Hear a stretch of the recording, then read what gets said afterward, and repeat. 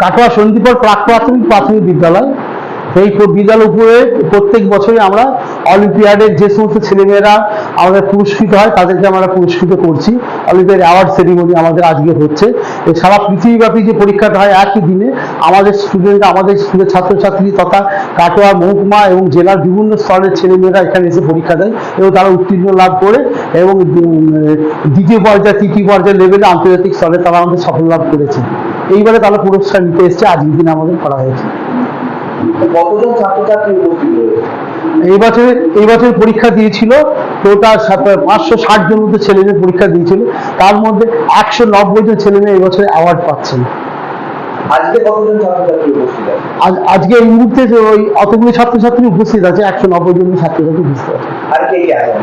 এই মুহূর্তে উপস্থিত আছে কাটোয়া মহকুমা শাসক এসবি ম্যাডাম আমাদের উপস্থিত আছেন, আর কৌশিক ব্রহ্মচারী আমাদের উপস্থিত আছেন, এই ওদের কৌশিক দত্তপ্রভা উপস্থিত আছেন, আচ্ছা বিশ্বজিৎ মুখার্জি আমাদের উপস্থিত আছেন, ডক্টর আশরাফ আলী উপস্থিত আছেন এবং আমাদের আরো কিছু বিশিষ্ট বর্গরে উপস্থিত আছেন, দেবব্রত মুখার্জি মহাশয় নিজে উপস্থিত আছেন, মাহমুদা বেগম উপস্থিত আছেন, এসব উপস্থিত আছেন।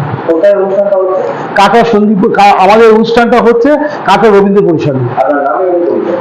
আমার নাম মোহাম্মদ দিনদৌলত, আমি সন্দীপর প্রাক প্রাথমিক বিদ্যালয়ে আমি সম্পাদক।